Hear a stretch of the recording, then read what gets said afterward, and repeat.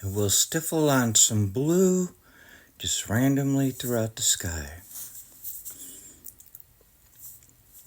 And then what we'll do is we'll put just a little bit of crimson, we'll stiffle it throughout the sky. Then we'll put a little bit of white and we'll kind of stiffle it throughout the sky.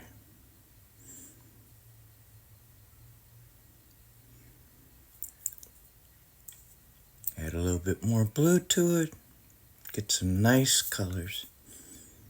And then we'll take just a light, small touch of black, and we have our little tornado.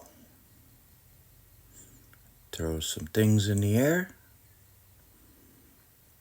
some debris, all done.